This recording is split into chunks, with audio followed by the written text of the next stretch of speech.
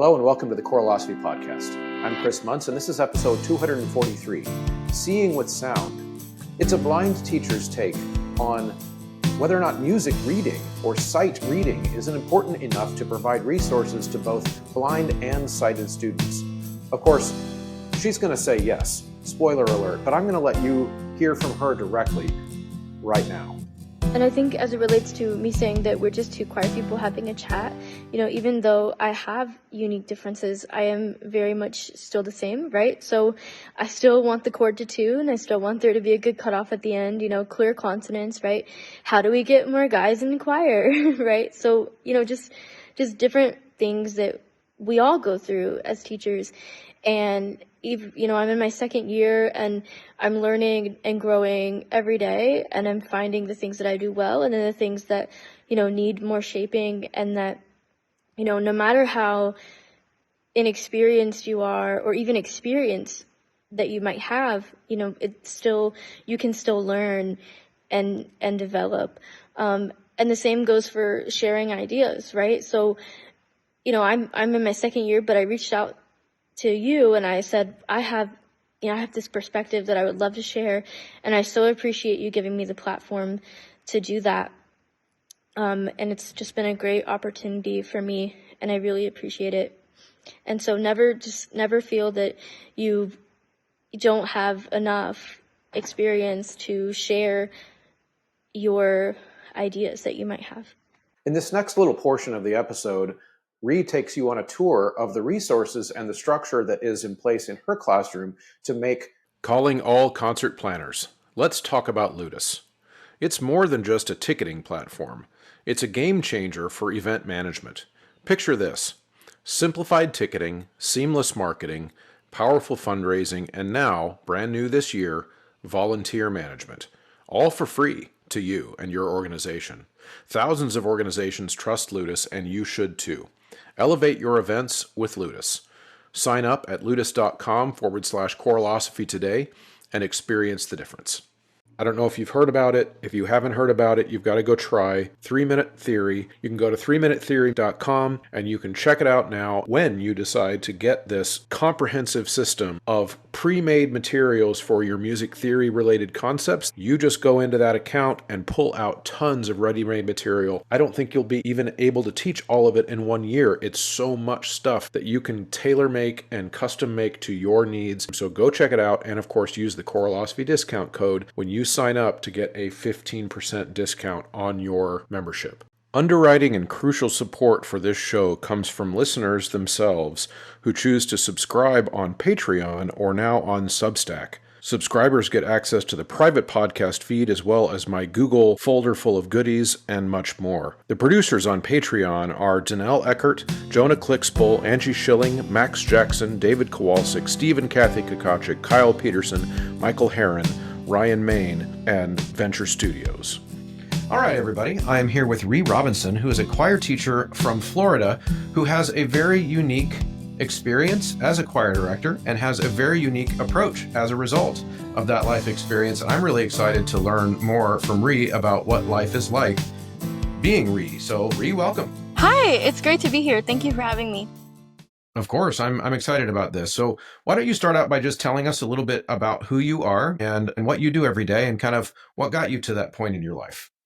So I teach middle school choir in South Florida. And so I have 3 choir classes, and then I teach 3 music appreciation classes. And this is my second year teaching. And I began wanting to teach when I was a freshman in high school. And I had a choir teacher who really, I think a lot of us would say this, that it made a real impact. And she didn't just teach music, but, I think she taught life and taught, how to get through really hard times through singing. And for me, I don't remember every song that we sang, but I remember the way that she made me feel. And I knew that I wanted to make a difference in students' lives in that way and have a positive impact on them. So it really inspired me to teach. That's beautiful. And I agree. I think we all kind of have a story like that. Very few of us would be doing what we do if it weren't for some inspiring music educator that made us feel like we were special and powerful in their space. Definitely. And then I think another aspect of this is that I wanted to show people that, you can do anything that you want and you don't have to be defined by the things that people say about you or any like perceived limitations that you might have, whether that's financial or disability or being in a marginalized group. It's just really important that you continue on. The best way for us to really be accepted and to be recognized by, people who might not understand us is to be in their space and to educate. Yeah, absolutely. Now you have, as you use the term, perceived limitations, and there are people who would perceive you as having limitations. Am I correct? Yeah, sure. I think definitely I have had some people along the road who, maybe didn't quite understand how I would teach, or honestly, doctors growing up didn't understand, how's she gonna brush her teeth? How's she gonna do, all of these basic things that I have just learned and adapted and, came out on the other side of, right? And so there are some things that I will obviously never be able to do, like drive a car, fly a plane. Those would not be good ideas for me. um, there are, when I can find a way, I will. And something you'll learn about me is that I'm the queen of blind jokes. So if you are allowed to laugh. So please don't feel awkward about that. So actually, I'm glad you said that because I'm curious. Do you, when you describe yourself, do you use the term blind or do you use the term visually impaired? Like, do you have a favorite term? Does it matter to you? I don't. I kind of use them interchangeably, and it depends on the crowd that I'm in, right?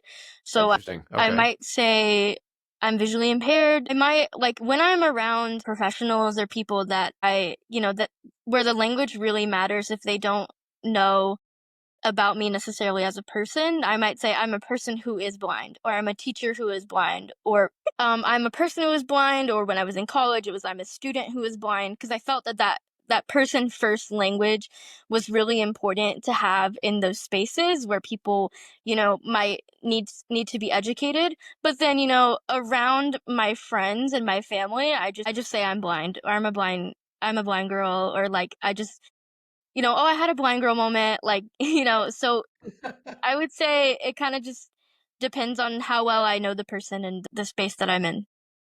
Okay, that totally makes sense. And I, of course, I also think of it as like I'm just imagining that the use of the word blind also would kind of describe an experience you're having more than who you are as a person. And that's like I think that's the person first language you're talking about. You experience being blind, but there's so much more to I'm assuming. But yeah, definitely, Yeah. definitely.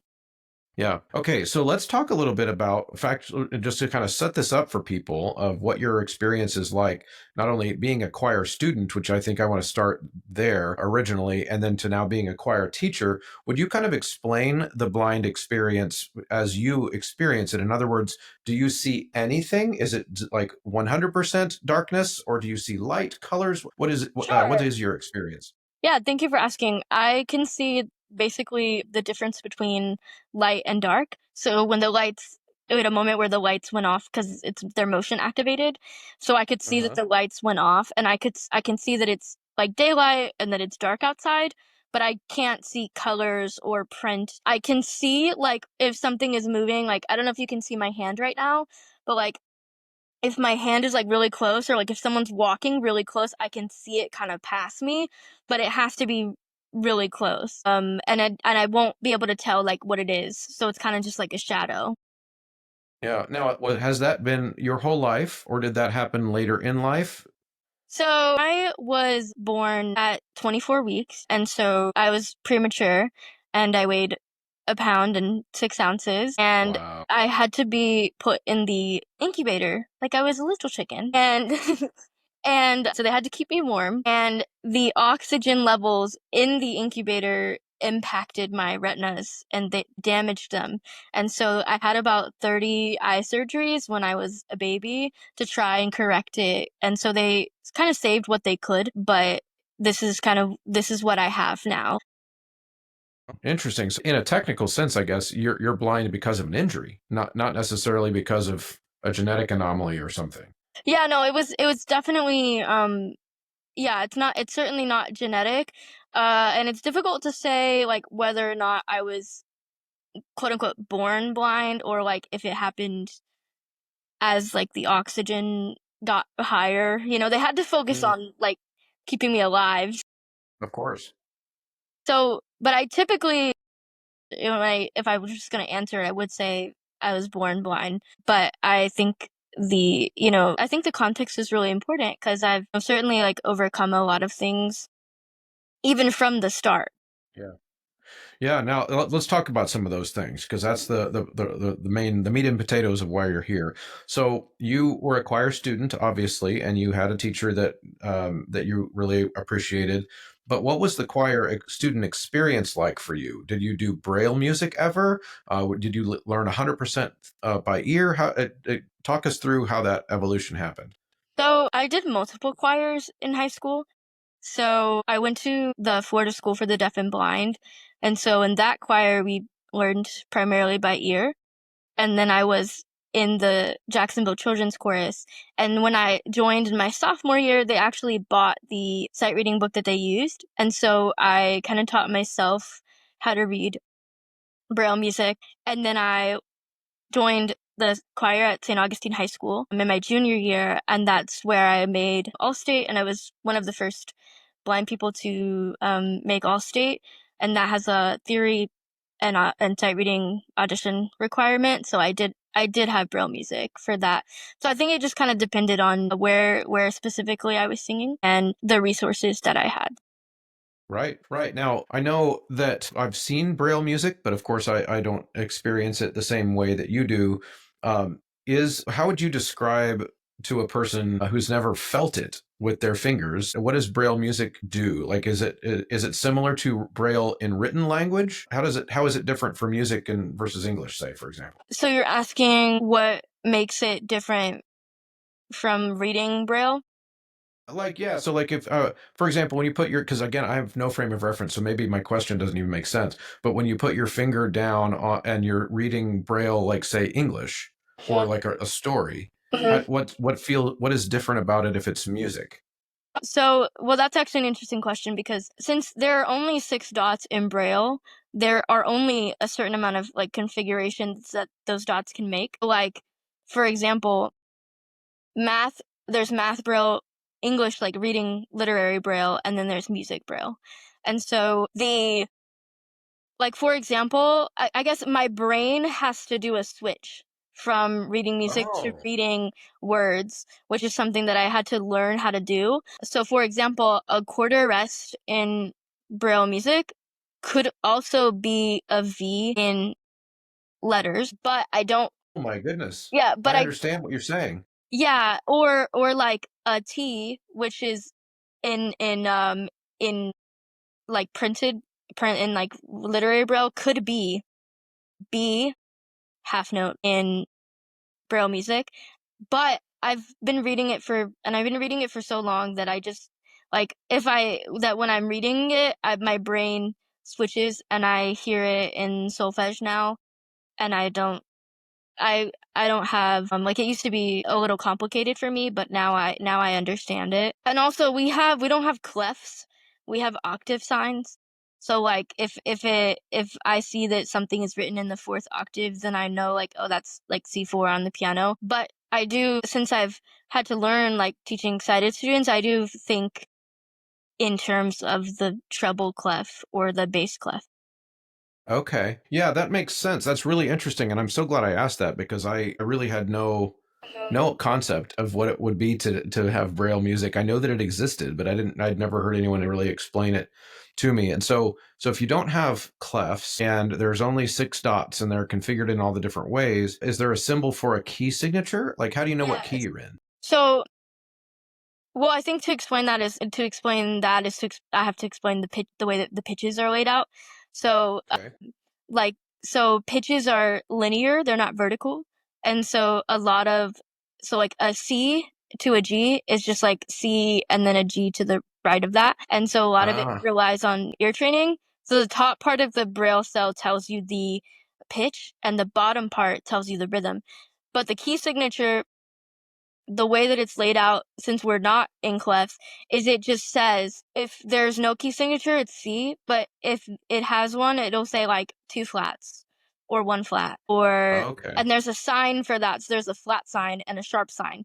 And so it'll just say like 6 sharps or 2 sharps. And I've just kind of memorized like, oh, 2 sharps, that's D. But I will know that like the last sharp is T and the last flat is Fa. So if I have to think about it that way, I will too. Yeah. And you did say, I just want to confirm, but you did say that you teach sighted students and you do teach them to read music. That's incredible. And I can't wrap my mind around it. And that's one of the most fascinating things.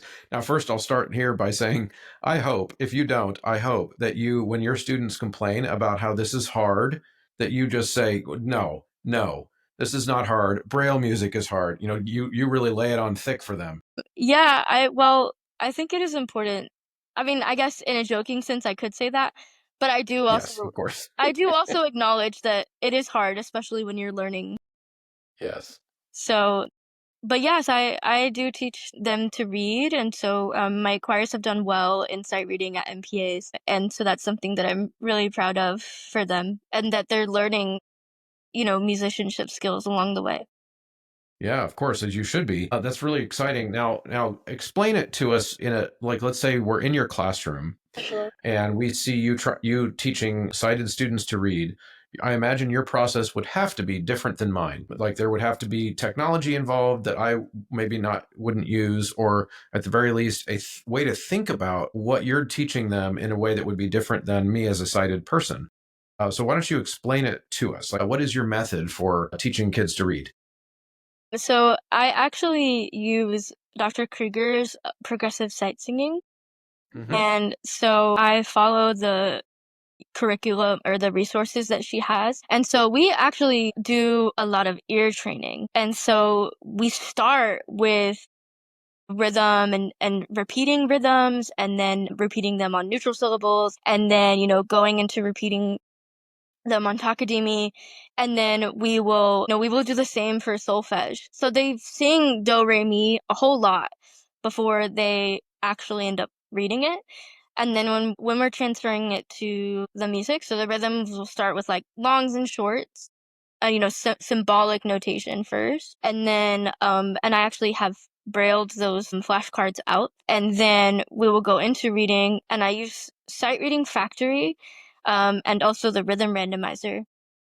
And so what I'll do, especially in the beginning, is I'll memorize the ones that we're going to do for that day, and they're like 4 measures or 8 measures. And then when we start out, it's usually like quarter note, quarter rest, and I will say something like, okay, do you guys see the vertical lines? And how many do you see? And, we'll talk about bar lines. And then I'll ask them, oh, sorry. Hold on. I will ask them, do you see, and according to the kids, it looks like a lightning bolt. So I'll say, do you see the thing that looks like lightning? And they'll say, yeah. And I'll be like, okay, well, that one you would be silent. And then I say, do you see the circle that's filled in with the stem on it? And I'll say, that one you say ta, and that gets our beat. And so we talk about beat and divided beat as well. And so I use a lot of like, questions, like asking them what they see, and and then the same for solfege as well. So I would typically start in a key like D major on it, so that because I've heard that having the kids start singing on a space is easier for them to understand. And so I will ask them like, okay, so your first note, and then I'll say, is your next note on a line or a space? And I'll say line, and I'll be like, okay, that's Ray. And then if it's the next space, that's me, right? And so we'll kind of talk about it, and then for just a second, just to see kind of what they're seeing, and then we'll go into reading it. But like I said, they do a lot of ear training before we ever start reading. Sorry, that was a long explanation. Right. And that's great. That's a really thorough explanation. And I think, of course, all that ear training and making sure that they can hear and audiate and understand all those patterns, regardless of who the teacher is and what their vision is all super, super important. And so those things are all really good. So let's say you just described the note with the filled in hole and the one with the stem and the line. And those are things that you have never personally seen. So how do you know that those things are there? Is that something that you've like read books about what these things look like? Do you just ask other people? Like, what is your fact finding process for being able to visually describe to kids something you've never seen? We all love to travel with our students, but we definitely don't love planning a trip. I know I've been there as the point person for details, and it is a nightmare. Forms, payments, fundraising, it's a never-ending task that takes away from doing what we love. That's where Kaleidoscope Adventures comes in. They've been planning performance trips for more than 30 years and handle all the details from start to finish. And one of the best parts about Kaleidoscope, they have crowdfunding options for every traveler. Contact Kaleidoscope Adventures at mykatrip.com to find out how they can take your travel beyond expectations. So I actually have magnets, and I can send you a picture of them if that's helpful for you. I have magnets that are in the shape of different musical symbols. So I have one that's in the shape of a sharp. I have one that's a half note. I have different, there's a treble clef, Brilliant. there's a quarter rest, a bass clef. There's just different, a dot for like dotted quarter, an eighth note with the flag. So, and then I'm like, I have a lot of like tactile manipulatives that have worked for me. And then honestly, if I don't know something, like if something comes up and I don't know, I will typically take a picture and I will ask, a musician friend or another music teacher friend, hey, like my students are asking me about this. Could you tell me about it? And then and I'm very honest with my students. I don't believe that we have to like know everything. And so I'll be like, let me get back to you on that one.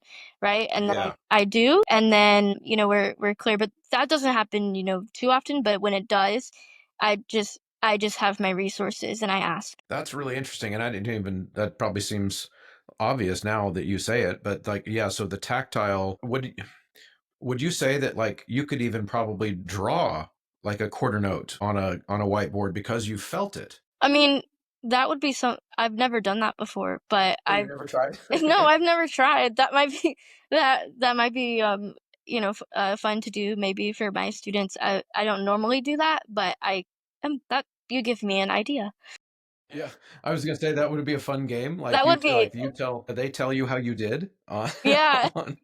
on your drawing of the quarter note. That would be pretty interesting. But it makes sense that I guess that if the tactile sense is one of your, I would imagine, is one of your main lifelines to the world around you, is feeling the outlines of things and through Braille. And then would you say that when you feel something, when you feel the outline of something, do you, so I don't know, this is like hard to even translate, because I would say I picture something in my mind. And Like I would say like I feel something in my mind with my hands, right? okay. And so like for example, when you were asking me about how do I know, or how do I fact find, I was thinking about my teacher in high school who has all of these plastic music notes, and I was picturing the beamed eighth note, but the way that feels, right? So I would say, yeah, it's more of a feeling in my mind for me, and not I see. stuff. Yeah, I don't have a record of images, right? Like seeing things. Right. Yeah. Okay. Yeah, that makes sense. Let's say let's going to go back to the sight reading factory as an idea. So you pull up an exercise on sight reading factory. How do you know if they're right? So like I said, I would typically like memorize the ones that we're gonna do. So like have as a PDF, or like I see. or sometimes in the beginning that I do a lot of that, especially when they're learning and things like that. But then as we kind of move on, I will use the kind of randomize feature, like where you can get where it just keeps just press next and it gives new exercises. Quite honestly, I think this would be really cool if someone were to try this. Do it with your eyes closed, and you can hear when the students are making a mistake, because it's like some of them are gonna get the quarter rest, some of them are not. So it's clear for me, like if like pretty much all the class did the right thing, and there are some people who like slipped up on something, and I have them continue on even if they mess up, and then we will talk about it after. I see that. Yeah, that makes sense. So you're essentially, if you ever when you get to the point where you're using a randomized exercise where you didn't have a chance to create a Braille flashcard or whatever, then you're really listening to their synchronization. Like, because if they're all synchronized, they must be reading it right. Yeah, and I mean, we'll also like go through it. I do a lot of like leadership things with them too. And so like I will say to them, okay, what is one thing we did well? What is one thing we could improve on? And someone might say like, oh, the quarter rest at measure whatever. And, I can tell like if the quarter rest or whatever it wasn't all the way there. Hmm. So that's just kind of like, because at that point they've kind of, they're pretty solid in it. So, but that's just kind of what works for me. Right, and then like for MPAs, like they do braille them out for me just so that I can have them, and they give them to me in advance so I can, look over them. And then like at because at the MPA site you get to choose which ones, so they allow me Uh-huh. some time to be able to look at them and choose which ones I would want to do, like a unison or a two part and things like that. Okay, that's great. And so yeah, that makes sense. And so if you've got do you while they're singing it, let's say we're using one of the ones where you have the Braille version that and you're using that to assess them. Do you run your finger along the music as they're singing? Like how does that work? It depends. So like if we're starting out and it's like a one of the ones with like the long shorts, I would look at that because those are like flashcards and they would, like I do them kind of randomly. So in that situation, yes. But if it's something that's longer, I typically would try to memorize it before. So that's why I get the MPA one so that I'm not having to like look at it while focusing on them singing at the same time. That makes sense. Okay. All right. So now let's talk about what happens when it's a piece of performance repertoire. Mhm. And let's say it's, more than one part. So like you've got a choral score that I would look at and I would look at all the parts happening at the same time. Was my How do camera? you negotiate Yeah, how do is you my camera? negotiate that? Oh, sorry, is my camera good? Yep, it's good. So I actually have a multitude of resources that I use. So I have Braille music, but then I also will. So I always like memorize the parts just so that I'm most prepared. So I'm not trying to like look at it and read it as I'm teaching it. Mm-hmm. Um, Mm-hmm. and I think that's just good to do for any teacher. But I think that um I have Braille music, but then I also use audio tracks, so like practice tracks to learn as well, because mm, I can learn with Braille music and I also learn by ear as well. And then I will also have recently I've had MuseScore, and so MuseScore is accessible, and so there's a person I work with, and they put my pieces into MuseScore, and so my screen reader will read the dynamics and the notes that are there, and so then and it also plays it. And then if I don't have, if I'm waiting on my Braille music or I'm working on getting tracks, I will ask a friend to do some score study with me just to say like, okay, where do you see these dynamics or where's like the A section or some bigger sections, and then I'll just write it down in my notes so that I can be able to tell the students to mark it in their music as well. So I kind of Okay. I've used a lot of different things. Yeah. Okay. So yeah, that's so I'm trying to like really what I'm trying to do here, and I hope it's okay, is I'm just trying to drill in on like how some of the universal things that all choir teachers have to do Mhm. would exist in your world. Like Yeah. how would they function for you? So for another one that comes to my mind is that when I'm looking at a score, for the first time or whatever, and I'm trying to prepare it for students, I can get to a spot in the music and I can see, well, there's a G major chord happening there, and then I can kind of hear a G major chord happening in my head, and that helps me, prepare the score. And do you have to then do each part individually so that you can kind of synthesize those almost like tracks in your brain to hear those chords happening?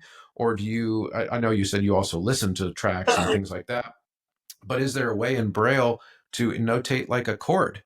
In other words, is there a way to say G major chord and then you know what that's supposed to sound like? So the way that it's written in Braille music is similar to, well, so like the pitches, while like we don't have a staff, but like the soprano and alto lines are like the soprano is on top and the alto is on the bottom.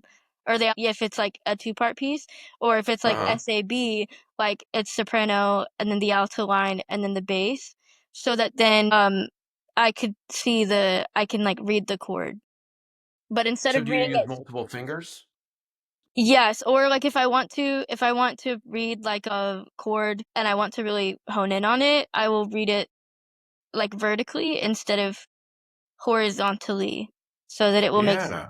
And then also I do I think it kind of depends on the piece. Sometimes it's like a track in my brain. I've never been asked this. This is kind of a good question though. Sometimes I would say if it's like a unison piece, then yeah, it's a track in my brain. If it's like a two-part piece, I don't know how my brain does it, but I just hear like I hear do mi so. I don't hear like just do or just so. I Right. I just I don't know how to explain how my brain does that, but Yeah, yeah. I think of it like I don't know because and I'm glad that I'm getting some getting to some questions that you don't get very often. That's I think of myself as a professional question asker, so this is good. You're pumping up my ego, Ree. So there, I think of it like I hear tracks playing in my brain when I know the music, and then I also hear like chords. And I always tell people that I have this really weird thing called church perfect pitch, which means that like and I think Jesus must give it to me or something because I can't hear like if you ask me to sing a G, I don't have perfect pitch. I can't just sing a G. But if I see a hymn that's in the key of G, I hear it in the key of G. It's interesting, and I wonder how much of that just kind of the way I would describe it to somebody, and that's kind of what I'm trying to get out of you is just like when you when you're teaching something like this and you can't see and you don't want to use your hands like to read the braille because you're busy teaching the kids, and I imagine you're using some solfege hand signs yeah. sometimes and doing all that kind of stuff. Your hands need to be free, and so it's really got to be solidly in your head before the kids even walk in the room. Is that right?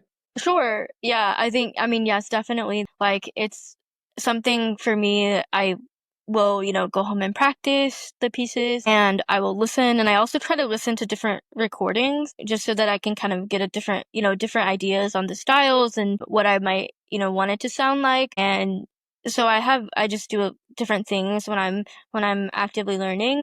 And then to talk about the pitch thing, if you hear things in a certain key. So what's really funny that I am able, so I have a tuning fork. Can you see it? Mm-hmm. Yes, I saw it on your neck at ACDA. Oh yes, it's great. And so I don't have perfect pitch, but I have pretty good relative pitch. And I use this with my students, so they'll what our attention getters, they'll sing a G. So I'll hit the tuning fork and it's like re do, because it's A. So I hear Uh-huh. re and then I go down to do. And then but for me I have this interesting thing where I don't know how, but I guess when I've sang a song long enough or I've been teaching a song long enough, I just sing the note that it starts on. Like I'll be like, "Oh, let me make sure I'm right." And then I realize that I've been right. Yep. I love it when that happens. It's the best. Yeah, that's really interesting. Well, that's these are all really interesting peeks into your life, and of course, I got that video that you sent, and I'm going to work that into our conversation here so people can see a little bit of your environment as well. Robin, I just wanted to make this video of my classroom, just sharing some things that are helpful for me. So first we have this box right here, and it's a black box. So basically students would like turn in their papers like or permission slips in this box and then it opens so then you can see like there's the permission slips and things could be in there. I do have some Velcro on it just so like when they're turning the things in, I can hear it when they're snapping the Velcro. So over here is the piano, and I do have some dots on the ground, just in two rows, right here near the piano, so that the students can see where to stand. There are also some that are a bit wider, like spread out on the floor, so that when we have chairs, they can see where the chairs go. And then if you go to the risers, there are some over there that so that they can see they're in windows and they can see where to stand. This drawer that just has like these little containers here with different clips and things just so I can be a bit more organized. There's also a lot of like shelving here that has some papers and things. This is Realm's kennel. We call it Realm's castle. It's just where she hangs out during the day. And then this is just my rolling desk that I use like around my classroom. And it just has more shelving and things. This is the over here the music library. And so in here I have some like some books right here. And so like there's some solo and ensemble books. And so what I've done is I've taken the books, and I like brailled a label, and I taped it up there. And then because it's still an ensemble, we have to have 2 copies of each book. I velcroed a copy of each together just so that they are easier for me to find when I put it back. I hope it doesn't fall. And then over here, I do have the filing cabinet, so I have a filing system for the music. So like in this cabinet, it would be filing cabinet number 2, or filing cabinet number 1, drawer number 2, slot number 1 here. So this right here. And then what I've done is I I brailled the labels, and then someone cut them out, and then they put them here on the front. So like this one also has one as well. And then it is a digital spreadsheet. And so I do have it on a spreadsheet as well. And then our last thing is the uniform closet. Careful of the chair right here. So here I have, so for example, I have the dresses. And so what I've done right here is there are like rack labels like you would find at a store. And then I've brailled, like, so for this one is like a size 2. So it has a little label on it. And then it's also in Sharpie. Can you see that? And then what I've done is it's all like inventory. So right here, I've like laminated and then binder clipped a label here. So this one says 1-2. And so that way it's easy to track the inventory. So like if 1-2 is not here, then it's been rented. And then over here this way, these are like dresses that have been rented. And then these hangers here are ones that have been rented. So like right here, like 2-12 has been rented out. So that's all I have for you today. Thank you so much for watching, and I hope that you're able to learn a lot. Thank you. If you haven't already, I really think it's time for you to ditch the bulky sight reading books, the paper, all of the things that are already in the kids' folders in your classroom because it's not customizable to what they need in the moment. Sight Reading Factory allows this and so much more. And then the work we do in the classroom can be customized to what they need in the music and the repertoire they're learning, and it can be customized to their current learning level as a group. So use the Choralosophy checkout code, Choralosophy. When you check out, it'll give you a 10% discount every time you get a membership for yourself and for all of your students, which is really, really important so they can do this at home. But let's talk about another kind of angle to your teaching. One of the things that we had talked about prior was that you said that you have a kind of a mission statement that in your classroom, and that affects or impacts some of the music you choose and that kind of thing. Why don't you tell us about that? So we have a mission statement in our choir program, and it's actually something that I learned from one of my professors at FSU. And so our mission statement is that the AMS choir program believes it is important to build a safe and welcoming community and to have a growth mindset and to perform diverse repertoire that represents themselves and others. So I think there's 3 key points. And so I think the first thing is that it's really important for me to build a safe community of vulnerability.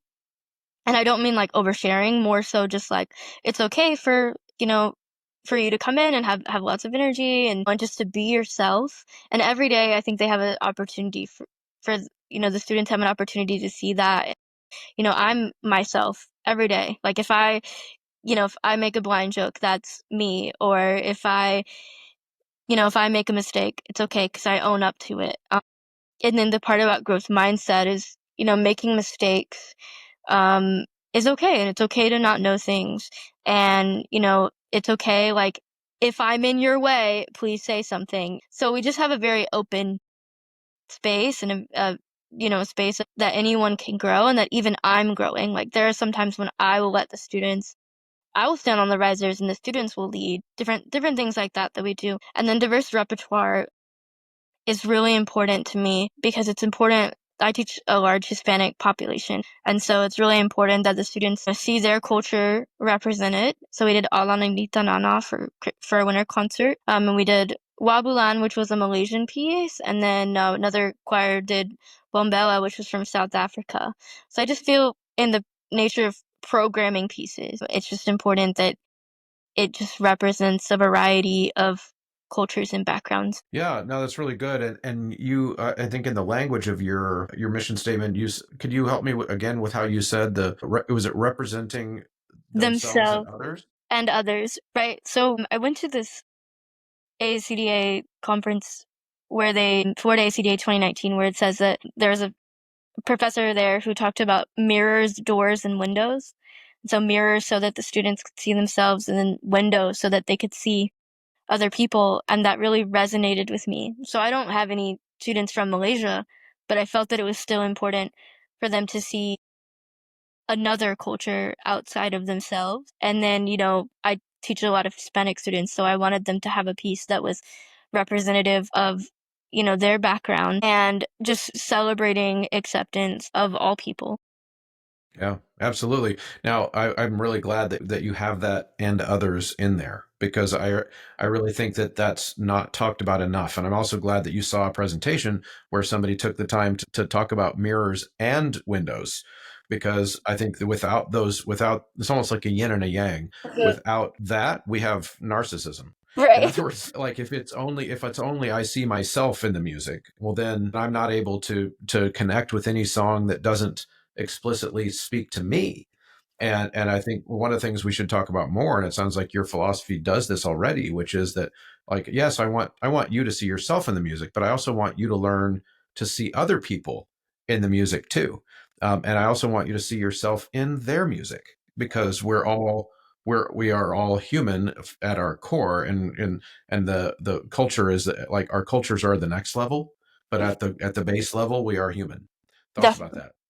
Yeah, so I think that I definitely agree with all of that. And I think that, the themselves part is really important, especially because for me, I haven't always seen myself represented in life, let alone like the Mm. profession, or, so I felt, it's so important for my students to have that part of themselves. And then, you know, it's also just important for them to see other people. And even if they don't understand, like I had a student be like, well, Miss Robinson, I'm not Mexican, so why do I have to sing this? And it like was this moment of, I'm new, so I didn't really, I was thinking, how do I respond in like 3 seconds, And one of my students goes, well, Miss Robinson pronounces her Spanish really well, so you should be able to do that too.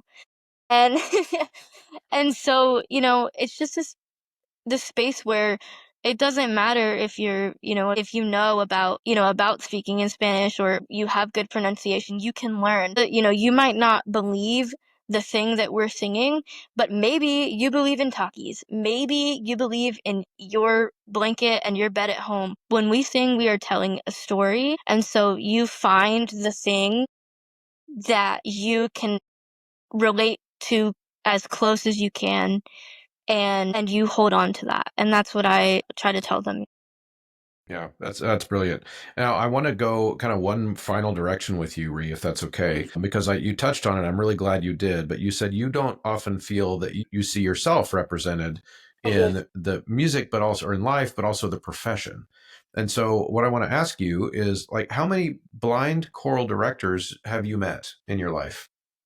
About, well, 1.5, because they're also banned. Okay. So like, 1.5. Wow. Okay. I mean, yeah, I would say one, but they now teach band and guitar. So maybe, like, but at some point they taught choir. That counts. So yeah, so I would say one, just one. And then I've also met like an elementary teacher who was blind, but I would say in total the amount of blind music teachers that I've met is about three. Now what would you say, like, what would you attribute that to? In other words, obviously, the vast majority of the population can see, so you're already in a small group, right? But why aren't there more? Why aren't there more blind music teachers? I think there are two things. The first is that lack of resources. 70% of blind people are unemployed, and in that, the I don't know the number specifically, but there's a lot of blind people who never go to college. And so that's the first hurdle, is is getting through that. But then I think the second part of that is people's understanding or lack of understanding can really make or break a person's could potentially make or break a person's outcome. And so there might be more, but if some, maybe if they didn't have support or if they didn't have the resources to learn Braille music like I had, or, you know, the overall support needed to be successful, then, it just doesn't always happen. So I think that's probably why I think it's support, and then just the nature of our society has not Yeah. been, still has some growing to do. Yeah, no, that's all really likely, and that makes sense. I just, of course, this you're closer to this issue than I am for obvious reasons. I've never met a blind choir director until I met you. So, and I'm old. I've been doing this for a long time, and so I know that it's rare. And I would imagine one of those reasons, and I'll say this for you because you would be too humble to say it. Also, probably because it's really hard. It Yeah. would be really hard to do what you've done. Yeah, I mean, I definitely think that I've learned to adapt, right? And so, it can be discouraging at times, but for me, I think about the greater impact that I'm leaving behind and that I don't know now, that I don't know, because I probably won't know for another 12 years, the real impact, right? I think about, I could be teaching the future manager at Publix. I could be teaching the future arts administrator of something, future CEO. And if they have someone who is, let's say they're the boss and they have someone who's disabled, working for them, or even if, it's someone and they see a blind person or a disabled person on the street, they will know how to interact with them by accident, by through me teaching music, they will know how to have conversations and how to approach people like me. And I think that's Yeah. something that's really important, even when the days are really hard. Yeah, yeah, that's really good. And I wonder too, with the resources you mentioned, is Braille? I would imagine Braille music is expensive. Yes, it is. And it's expensive, and thankfully I work with a state agency who does support, people who are blind and maintaining employment. And so it is something that they do, help provide. And so I have a Braille music transcriber who's been Brailing my music actually since high school, and then into college, and now does it for me, for my teaching things. So Okay, so does that mean every time you need a flashcard, you have to send it to this person, or do you have a way to make quick and easy ones? I do. Yeah, could I take you on a journey somewhere for a second? Sure. Yeah. So this right here, this is can you see it? It's like a typewriter. Yep. Um, Yep. so I write on this, and this has like sticker paper on the inside. And so I take it out, and my assistant cut the paper for me. And so the same with with flashcards. If it's something that's really quick for me to do, I'll just have someone read it, off, and then I'll write it down, and she'll, or, her or a student leader will help to, put it onto the box or the flashcard. But for pieces, or for like MPA sight reading or things like that, it's sent off. I see. That's interesting. That is really interesting. I'm glad you have that. But you're right. All of those resources would have to be there for another person like yourself in the future or in another place to be able to do what you do. And I would imagine that that's not the norm. I would imagine that you kind of fall outside of what is normal in terms of that resource and support for blind people. Is that right? I think that I've definitely come from a place of privilege when it comes to having support from my teachers. In high school, I had a lot of people advocating for me and for what I needed, and people quite honestly, people who valued my musicianship and valued the things that I brought to the table and wanted me to learn and knew how important it was for me. And so they helped in shaping that. And then I also think that, it was a financial thing as well. They were able to provide that, the sight reading book and the music that I needed. Whereas not all choir programs are able to do that. And it's not their fault.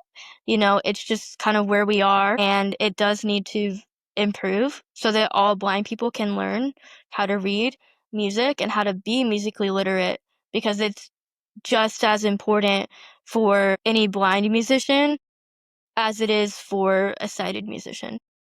Yeah, absolutely. I couldn't have said it better myself, and that's actually a really great place to end this, because I've learned a ton, and I'm rooting you on. And I'm sure once people hear this conversation, there's going to be a lot more people rooting you on, Ree. Thank you. And I just wanted to say, thank you for allowing me the space to be able to answer your questions. I love doing this and I love educating people. I think that one of the things that society as a whole, is still, is still working through is seeing people like me as approachable and as like you just talk to me as like I'm a normal person, and I appreciate that so much. I feel like, sometimes I walk into spaces and they're, sometimes people are like, what do you need? And I'm like, I needed nothing. I just wanted to say hi, like, Right. Yeah. and, and I feel like when I talk to you, I think we're just two choir directors having a chat, and it's not like Ree's blind or things. And I love what you said. This is my last thing. I love what you said listening to the previous podcast where you're talking about IEPs, and you were saying, that your daughter has an IEP, but that she will never know that, that like you won't treat her that way. And Not in my that, class. yeah, and that just meant so much because, I mean, yes, obviously we have to accommodate, but to Mhm. treat someone like they're equal and they have value. And so that's something that I've really enjoyed receiving from you and from all the people who are there.